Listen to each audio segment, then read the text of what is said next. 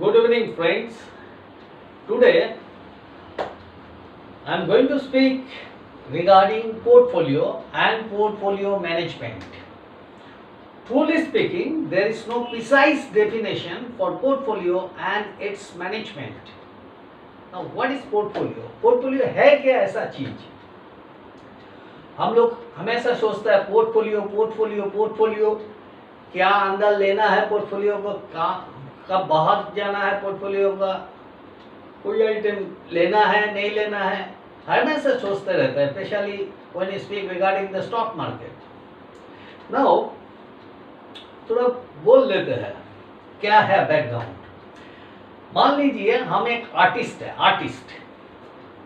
Art करता है, तो लास्ट 10 इयर्स का मेरा जितना ड्राइंग्स है उसमें से हम चूज किया है। क्या चूज किया है? मेरा जो अच्छा पेंटिंग है उसको हम चूज किया है, चूज करके एक फोल्डर में डाल दिए। Now when I go for introducing me myself into an exhibitions, तो हम क्या करते हैं, मेरा जो अच्छा वर्क है that I place in front of the visitors. तो मेरा पोर्टफोलियो क्या बना है? मेरा works. For an artist, his or her works for last 10 years, 15 years, whatever the works, good works, that become the portfolio of an artist. Now, दूसरा चीज बोलते हैं portfolio. Suppose one conference being held and there is a debating questions and government or say certain enterprises or industry has to decide on the matter. Now, very eminent personality going there. So in the forum, portfolio of those persons are explained and then one by one they come and represent them. So we understand first those percent they are speaking और speeching, जो forum में speech देंगे उसका portfolio पहले से बोल देता है, वो कहाँ इंडस्ट्री में काम किया है, उनका बैकग्राउंड क्या है, क्या क्वालिफिकेशन क्या है, एक्सपीरियंस क्या है, एज क्या है। ये आज हम पोर्टफोलियो का बात करेंगे स्पेशली रिगार्डिंग स्टॉक मार्केट। और पहले हम ले लेते हैं फाइनेंशियल पोर्टफोलियो। फाइनेंशियल पोर्टफोलियो क्या होता है? फाइनेंशियल पोर्टफोलियो होता है for individual, for finance company और for any other enterprise dealing in the financial instrument, उनके लिए पोर्टफोलियो होता है। उसको पोर्टफोलियो में क्या क्या फाइनेंशियल एसेट है और जनरलाइजिंग, जैसे एक पोर्टफोलियो बने, मास्टर पोर्टफोलियो। एक मास्टर पोर्टफोलियो में क्या क्या हो सकता है? मास्टर पोर्टफोलियो में different asset, category of asset है, जिसमें एक एसेट है, मान लेते हैं इक्विटी इन्वेस्टमेंट। दूसरा एसेट क्या क्या हो सकता है? रियल एस्टेट हो सकता है एक आइटम। एक आइटम होता है फिक्स्ड इन्वेस्टमेंट, हो सकता है फिक्स्ड डिपॉजिट। एक आइटम हो सकता है, चलिए कोई बॉन्ड में डिपॉजिट, और म्यूचुअल फंड है, डिफरेंट म्यूचुअल फंड। तो एक एक कैटेगरी होता है। जैसे एक पोर्टफोलियो में हम पहले डाल दिया 6-7 तो फाइनेंशियल एसेट और से truly speaking asset, mutual fund, equity, real estate, gold bond, other bond, government bond, gold bond etcetera, ETF, recurring deposit. तो किस लिए हम इतना डिवाइड करते हैं? इसमें क्या होता है, कोई भी इन्वेस्टमेंट में एक रिस्क होता है। जैसे एप्रिसिएशन वैल्यू नहीं हुआ, instead of appreciation depreciation value आ गया, जिस दिन से इन्वेस्टमेंट हुआ उस दिन से, उसके बाद 1 साल 2 साल 3 साल में। तो पोर्टफोलियो हम लोग इसलिए मेंटेन करते हैं, तो हम लोग को ओवरऑल रिटर्न इसमें ज़्यादा आया, किसी में कम आया, और आइटम में और ज़्यादा आ गया, और किसी में ग्रोथ हुआ ही नहीं, तो एक तो एवरेज निकल के आता है। तो एवरेज पोर्टफोलियो जितना अच्छा तरीका से बनेगा उतना एवरेज रिटर्न ज़्यादा बनेगा। तो इसमें हम 6-7 तो आइटम से हम निकाल लेते हैं इक्विटी पोर्टफोलियो। तो हम लोग we are the equity person, we wants to multiply money, our wealth, we want to become wealth creator. तो हम लोग को इक्विटी पोर्टफोलियो बनाना है। तो इक्विटी पोर्टफोलियो बनाने का very difficult, because equity market vulnerable, it can appreciate your wealth very quickly up, can depreciate also very quickly down। तो हम लोग को अप डाउन ऐसा जब है, स्पेकुलेटिव नेचर हो गया थोड़ा, तो हम लोग को पोर्टफोलियो ऐसा बनाना है जिसमें डेप्रिसिएशन कम से कम होना चाहिए, rather we find certain appreciation year after year, quarter after quarter। तो हम लोग को क्या करना है, we have to brainstorm to this fact। इतना इजी टास्क है ही नहीं। तो देख लेता है क्या क्या करता है। You should be very much experienced and having motivation to study individual company before you put investment in equity। तो हम लोग क्या करता है, जो थोड़ा नॉलेजेबल पर्सन है और नहीं भी है मान लीजिए, तो आपको पोर्टफोलियो बनाना है, इक्विटी पोर्टफोलियो। तो पहले आपको सेक्टर चूज करना है, कौन सा सेक्टर में coming years, coming quarters growth दिखने मिलेगा। जैसे एट प्रेजेंटली फार्मास्यूटिकल, इसको छोड़ के भी और भी है, फाइनेंशियल है, और भी हो सकता है। तो हमको किसमें आज बनाना है, आज मान लीजिए फॉर एग्जांपल हम चूज करते हैं एक तो फार्मास्यूटिकल और एक तो फाइनेंशियल और एक तो इंजीनियरिंग।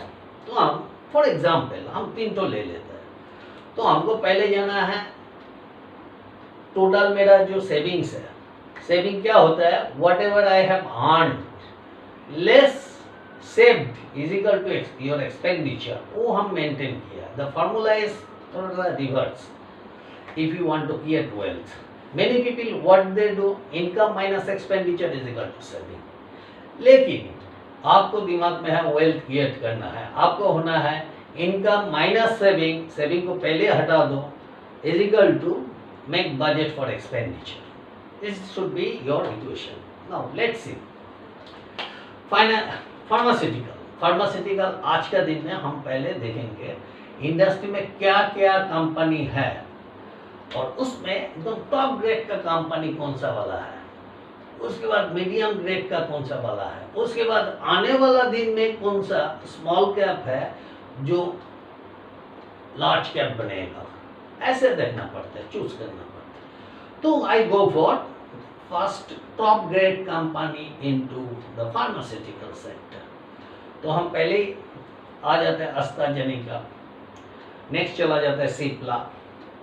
ऐसे करके आपको 3 तो 4 ठो निकालना पड़ेगा। उसके बाद आपको चालू होगा स्टडी। क्या स्टडी चालू होगा, जैसे सिप्ला ले लिया, सिप्ला में लास्ट 5 इयर्स में ग्रोथ क्या है, प्रोमोटर स्टेक क्या है, उनका एरिया ऑफ प्रोडक्ट क्या है, उनका मार्केटिंग जोन कहाँ कहाँ है, एक्सपोर्ट क्या है, फॉरेन एक्सचेंज अर्निंग क्या है, उनका इक्विटी का फेस वैल्यू क्या है, उनका इक्विटी का रिटर्न क्या है, return on equity, last 10 years 15 years उनका परफॉर्मेंस देखना है, उनका ग्राफ देखना है, कैसे उसका बढ़ा है घटा है, प्राइस ऊपर नीचे गया, सारी चीज़ देखना है। देखने के बाद क्या, जैसे देख के हमको समझ में आया इसका ऐसा ऐसा आने वाला दिन में ग्रोथ हो सकता है, तो हम तुरंत उसको पोर्टफोलियो में ले लिया। नहीं, हमको देखना है दूसरा अपॉर्चुनिटी भी। कंपेयर टू सिप्ला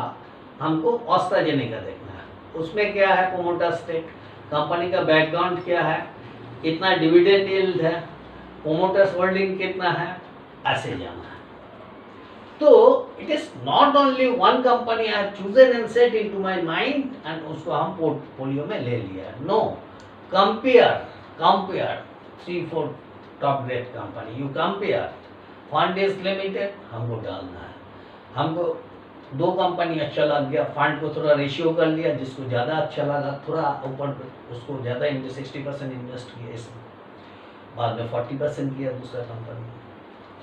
और हमको 100% में चलो, पहले हम 40% डाल दिया पहला कंपनी में, 30% डाला, रिमेनिंग 30% है, उसको हम फिर दूसरा स्मॉल कैप ढूंढेंगे जहाँ पे ग्रोथ का पॉसिबिलिटी है। उसमें हम 4-5 तो 6 तो ले लिया, उसमें देखना है क्या क्या है। मान लीजिए हम सीक्वेंस साइंटिफिक लिया, मोरपेन लेबोरेटरी लिया, मास्करन फार्मास्यूटिकल लिया, ऐसे 3 तो ले लिया और उसमें हम इक्वली डाल दिया, तो मेरा फार्मास्यूटिकल सेक्टर इक्वल हो गया। दूसरा वाला हम जाएंगे, हम जो बोला that is not fixed, there may be possibility to building up more further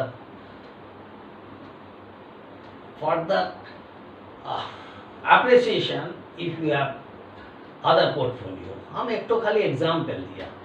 next financial sector में गया, हमको ऐसे ऐसे चूज करना है, फिर हम इंजीनियरिंग में गया, ऐसे ऐसे चूज करना है, but these all are depending upon sorry how do you brainstorm into the company. Individual company को ले लिया है और उसको हम स्टडी किया है लास्ट 15 ईयर्स, लास्ट 10 ईयर्स, आने वाला क्वार्टर हमको वॉच लिस्ट में डालना है। आगे आगे सोचते जाएंगे, ये क्या कंपनी है, इसका बैकग्राउंड क्या है, एग्जिस्टिंग कितना दिन पहले से, इसका क्या रिटर्न है, बोनस स्टेक क्या है, डिविडेंड डील क्या है, राइट इशू है कि नहीं, प्रोमोटर स्टेक क्या है, कॉम्पिटिटर क्या है, प्रोडक्ट क्या है, कहाँ पे मार्केटिंग होता है, इसको क्वार्टर टू क्वार्टर इम्प्रूवमेंट आता कि नहीं, नेट प्रॉफिट में, सेल में, टर्नओवर में, हर चीज देखना है।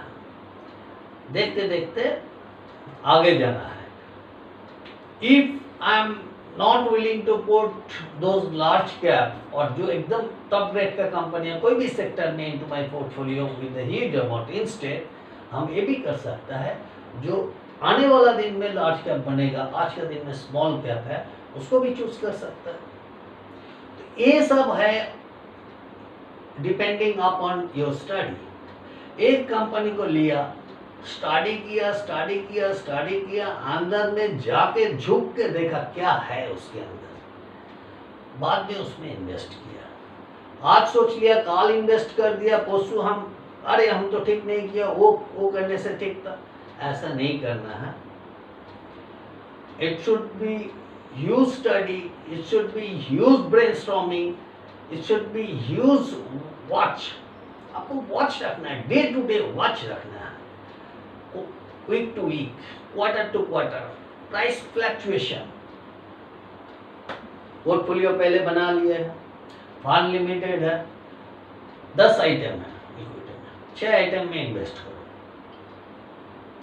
बाद में जिसमें ज्यादा अप्रिसिएशन आ गया वो रिमेनिंग 4 वो भी अच्छा है, इसमें से उसमें शिफ्ट कर गया, वो भी एक हो सकता है। तो ये सब है, it must require a huge experience as well as a huge brainstorming। चलिए आज हम इक्विटी के बारे में बात कर लिए हैं। आने वाला दिन में I am expecting to explain my portfolio to my friends and followers.